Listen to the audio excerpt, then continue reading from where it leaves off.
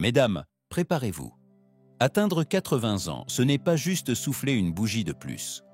C'est un cap biologique qui change bien plus de choses qu'on ne l'imagine. En tant que médecin, j'ai vu ce qui se passe réellement, derrière les portes des hôpitaux comme dans les maisons. Et que vous le vouliez ou non, ces 5 réalités vous attendent après ce seuil. Restez bien avec moi, car la 5e est celle que la plupart des femmes refusent de voir, jusqu'à ce qu'il soit trop tard. Alors avant de commencer, dites-moi en commentaire votre âge et ce qui, selon vous, a le plus changé dans votre corps. Et si vous aimez qu'on vous parle franchement de l'âge, abonnez-vous pour ne rien manquer. Première réalité, votre système immunitaire devient étonnamment fragile. Soyons honnêtes. À 80 ans, votre système immunitaire n'est plus la forteresse protectrice qu'il était. On l'imagine comme une armée entraînée à repousser bactéries, virus et même certains cancers. Mais en réalité, à cet âge, une bonne partie de ces soldats sont fatigués, parfois à la retraite, et ceux qui restent fonctionnent au ralenti. Les médecins appellent ça l'immunosénescence. C'est le terme scientifique qui décrit l'affaiblissement progressif de l'immunité avec l'âge. Et passé 80 ans, ce déclin s'accélère. Le corps détecte beaucoup plus lentement les infections. La production de globules blancs baisse en efficacité. Et même lorsqu'ils sont produits, ils réagissent moins vite, moins bien. Imaginez, vous appelez la police lors d'un cambriolage, mais les agents arrivent 2 heures plus tard, fatigués et désorientés. Voilà ce qui se passe dans votre corps. C'est pour cela que des maladies qui semblent banales chez les plus jeunes, une petite bronchite, une pneumonie légère, une intoxication alimentaire, peuvent devenir très dangereuses après 80 ans.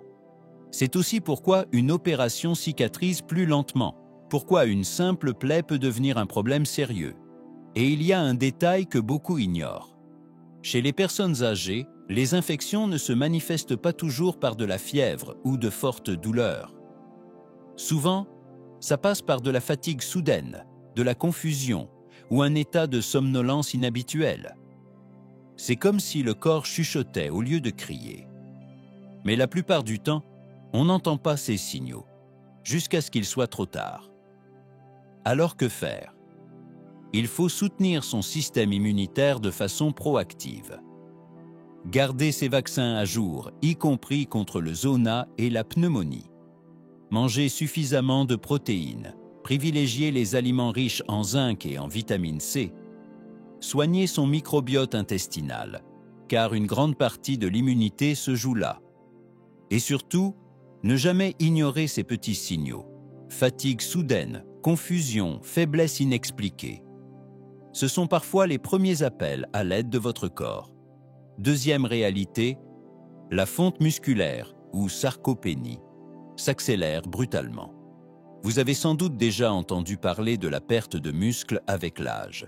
Mais ce que peu de gens savent, c'est qu'après 80 ans, ce n'est plus un lent déclin progressif. C'est une accélération fulgurante, comme un train lancé à toute vitesse. La sarcopénie, ce n'est pas seulement se sentir un peu plus faible. À partir de 80 ans, si on ne fait rien, cela devient une menace directe pour la mobilité, l'autonomie et même la survie. Voici pourquoi. Dès 30 ans, on commence naturellement à perdre entre 3 et 5% de masse musculaire par décennie. Mais à 80 ans, si vous n'êtes pas active, cette perte peut atteindre 30 à 50% de votre masse musculaire totale. Et ça ne se traduit pas seulement par la difficulté d'ouvrir un bocal ou de porter un sac de course.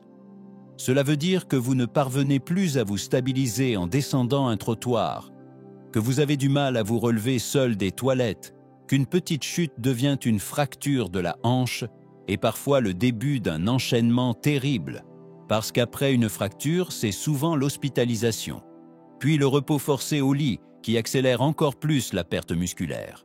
Ensuite vient la rééducation, parfois trop courte, mal adaptée ou inefficace.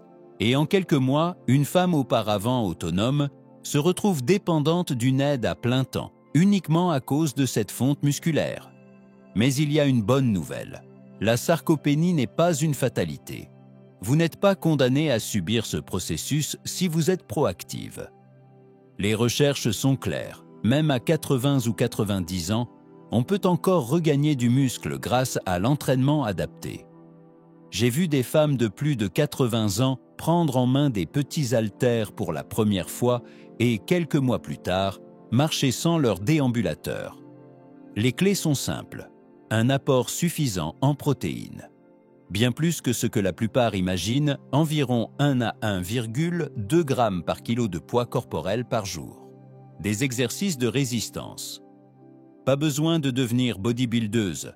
Des squats assis debout sur une chaise, des élastiques de résistance ou de petits poids suffisent, à condition de les pratiquer régulièrement. De la vitamine D.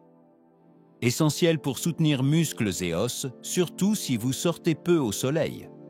En résumé, le vieillissement va essayer de vous voler votre force. À vous de la reprendre. Si vous regardez encore cette vidéo et que ces conseils vous semblent utiles, écrivez le chiffre 2 en commentaire pour me dire que vous êtes là. Et si ce n'est pas encore fait, je vous invite à vous abonner et à activer la petite cloche pour ne manquer aucune vidéo. Votre soutien nous permet de continuer à produire du contenu utile pour vous informer et vous inspirer. Passons à la suite. Troisième réalité. Vous devenez invisible, même aux yeux des médecins. C'est peut-être la partie la plus difficile à entendre, mais il faut en parler. Passé 80 ans, beaucoup de femmes ressentent une chose troublante. Elles commencent à disparaître aux yeux du monde. Et, plus douloureuse encore, cela arrive aussi dans les lieux où leur voix devrait compter le plus. Les cabinets médicaux et les hôpitaux. Tout commence subtilement. Une infirmière s'adresse à votre fille plutôt qu'à vous, alors que vous êtes assise juste là. Un médecin utilise des phrases vagues comme « à votre âge » pour justifier pourquoi il ne prescrit pas un examen ou retarde un traitement. Vous exprimez un symptôme et on vous répond simplement « mais vous avez 80 ans ».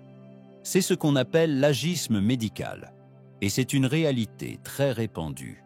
En tant que médecin, j'ai dû moi-même m'opposer à cette culture, parfois même face à mes collègues. Parce que voici la triste vérité. Beaucoup de systèmes de santé sont pensés pour l'efficacité, pas pour l'écoute. Et quand le temps manque, l'âge devient un raccourci. Au lieu de traiter chaque femme comme une personne unique, certains professionnels se réfugient dans des suppositions toutes faites. Elle ne supportera sûrement pas l'opération.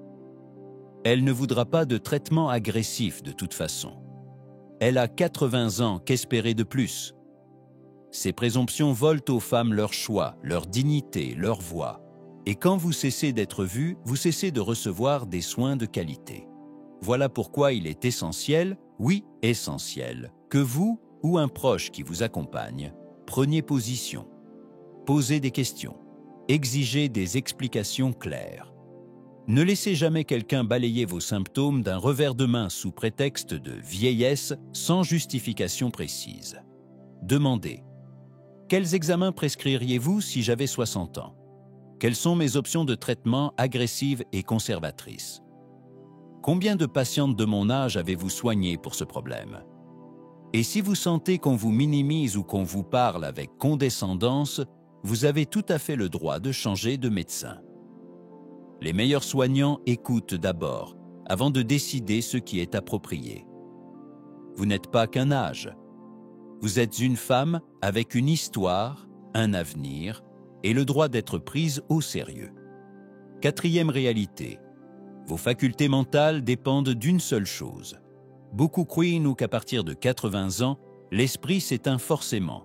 Perte de mémoire, confusion, baisse de vivacité, comme si c'était inévitable. Permettez-moi d'être clair. Ce n'est pas vrai. Oui, le cerveau change avec l'âge. Le temps de réaction est plus lent. Le rappel des souvenirs peut prendre quelques secondes de plus. Le multitâche fatigue davantage. Mais cela ne signifie pas que vous perdez votre intelligence, ni que la démence vous guette forcément. Voici ce qui se passe réellement. Certaines zones du cerveau, comme le cortex préfrontal et l'hippocampe, responsables de la mémoire et de la prise de décision, rétrécissent avec l'âge. Le flux sanguin peut diminuer. Les connexions neuronales deviennent moins efficaces. Mais attention, elles ne disparaissent pas si vous continuez à stimuler votre esprit. Et c'est là le mot-clé, activité. La plus grosse erreur que je vois après 80 ans, c'est la retraite mentale. On cesse de lire des choses exigeantes. On se contente de la routine. On réduit sa vie sociale. On passe de longues heures devant la télévision à des tâches passives. Résultat, le cerveau s'appauvrit. À l'inverse, les femmes qui restent curieuses, connectées et ouvertes à l'apprentissage conservent une grande résilience cérébrale. C'est ce qu'on appelle la réserve cognitive, comme un générateur de secours.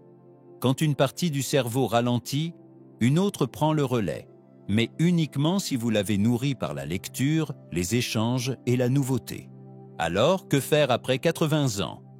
Interaction sociale. L'isolement double le risque de déclin cognitif. Rire, discuter, débattre, partager du temps avec d'autres stimule plusieurs zones cérébrales. La nouveauté. Lancez-vous dans une nouvelle activité. Peinture, jeux de stratégie, langue étrangère, écriture de vos mémoires. Le cerveau raffole de la nouveauté. Le mouvement. L'exercice physique favorise la neurogenèse. Même la marche régulière augmente le volume de l'hippocampe. La nutrition. Oméga 3, vitamine B et une bonne hydratation soutiennent la mémoire et la concentration. Voici un fait peu connu. Les femmes de plus de 80 ans qui restent mentalement actives réduisent significativement leur risque de développer Alzheimer, même si elles portent les gènes associés. Vos choix sont plus puissants que votre biologie. Alors, si vous sentez votre esprit ralentir, ne reculez pas. C'est là que le déclin gagne. Au contraire, avancez. Stimulez votre cerveau chaque jour. Parce qu'à 80 ans, c'est utilisez-le ou perdez-le. Si vous regardez encore cette vidéo et que ces conseils vous semblent utiles, écrivez le chiffre 4 en commentaire pour me dire que vous êtes là. Et si ce n'est pas encore fait, je vous invite à vous abonner et à activer la petite cloche pour ne manquer aucune vidéo. Votre soutien nous permet de continuer à produire du contenu utile pour vous informer et vous inspirer. Passons à la suite. 5e réalité. Votre monde rétrécit, sauf si vous vous battez pour le garder ouvert.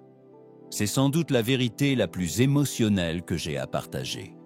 Et c'est celle que j'ai vue se répéter plus de fois que je ne peux compter. À partir de 80 ans, quelque chose change. Pas forcément dans le corps, mais autour de vous. Votre monde commence à se réduire. Ça débute doucement. Une amie proche s'en va. Vous arrêtez de conduire la nuit, puis vous cessez de conduire tout court. Le petit groupe social du jeudi finit par disparaître, parce que trop de membres tombent malades. Les visites de la famille s'espacent. Les enfants sont occupés, les petits-enfants vivent loin. Et soudain, la maison devient tout votre univers. Le problème, c'est que ce rétrécissement n'affecte pas seulement votre emploi du temps. Il éteint aussi votre force de vie. Nous ne sommes pas faites pour vivre petit. Nous avons besoin de stimulation, de liens, de sens. Quand une femme se retrouve limitée au mur de son domicile, sa flamme s'affaiblit. Elle ne le voit pas tout de suite. Mais rapidement, les jours se ressemblent, l'énergie baisse, l'envie de s'habiller, de sortir, d'échanger disparaît. La dépression s'installe, souvent en silence, rarement diagnostiquée. Et ne vous y trompez pas. La dépression chez les seniors peut imiter la démence. Elle provoque des trous de mémoire, de la confusion, de la fatigue, un désintérêt général. J'ai vu des patientes mal diagnostiquées comme atteintes de déclin cognitif, alors qu'elles souffraient simplement de solitude affective. Voici ce que je dis à chaque femme à ce stade. Il faut se battre pour garder le monde grand ouvert. Il faut ajouter volontairement de la couleur, de la variété et de la richesse sociale à sa vie. Après 80 ans, cela ne viendra plus naturellement. Il faut le choisir. Rejoignez un nouveau club, même si cela vous intimide au début. Faites du bénévolat, que ce soit lire des histoires à des enfants, aider à la bibliothèque, écrire des lettres à des personnes isolées. Apprenez quelque chose de nouveau, un instrument, un loisir créatif, même l'usage sécurisé des réseaux sociaux. Voyagez, même si ce n'est qu'une ville voisine. Les environnements nouveaux réveillent le cerveau. Restez connectés. Appelez vos petits-enfants en visioconférence. Ouvrez un groupe de discussion avec vos amis. Demandez des trajets. Acceptez l'aide. Les femmes qui refusent de laisser leur monde se rétrécir, celles qui disent « oui » plus souvent que « non », vivent plus longtemps, rient plus fort et restent elles-mêmes plus longtemps. Parce que voici la dure vérité. Si vous ne vous battez pas pour garder le monde ouvert, il se refermera doucement sur vous. Mais si vous vous battez, la porte reste ouverte, et votre esprit aussi. Voilà, mesdames, 5 réalités parfois brutales, mais qu'il faut connaître. À 80 ans, votre système immunitaire devient fragile. Vos muscles se réduisent si vous ne les entretenez pas. Vous risquez de devenir invisible, même aux yeux des médecins. Votre esprit peut s'éteindre si vous le laissez inactif. Et votre monde se rétrécit si vous ne vous battez pas pour le garder ouvert. Mais rappelez-vous bien une chose, savoir, c'est déjà agir. La plupart des femmes de 80 ans subissent ces changements sans jamais qu'on leur dise la vérité. Vous, maintenant, vous savez. Vous savez qu'avec de petits choix, vous levez doucement, bougez chaque jour, mangez mieux, restez curieuse, entretenir vos liens. Vous pouvez changer la trajectoire. Vieillir n'est pas une condamnation. C'est un terrain où il faut se battre un peu plus fort, mais où chaque geste compte. Vous avez encore en vous le pouvoir de rester vivante, présente et digne. Et tant que vous respirez, il n'est jamais trop tard pour garder vos forces, votre esprit et votre liberté. Alors, mesdames, ne laissez pas ces réalités vous effrayer. Laissez-les vous réveiller. Parce qu'à 80 ans, la vraie bataille n'est pas seulement de vivre plus longtemps, c'est de vivre pleinement. Et maintenant, j'aimerais savoir, parmi ces 5 réalités, laquelle vous a le plus marqué? Dites-le moi dans les commentaires et partagez aussi votre âge et d'où vous regardez cette vidéo. Ensemble, on peut s'inspirer et se soutenir. Merci d'avoir regardé cette vidéo jusqu'au bout. Votre présence et vos messages comptent énormément. Si vous voulez recevoir d'autres conseils honnêtes et utiles pour mieux vieillir, je vous invite à vous abonner à la chaîne et à activer la cloche. Comme ça, vous ne manquerez aucune des prochaines vidéos. Ensemble, nous pouvons continuer à apprendre, à nous soutenir et à garder notre dignité à chaque étape de la vie.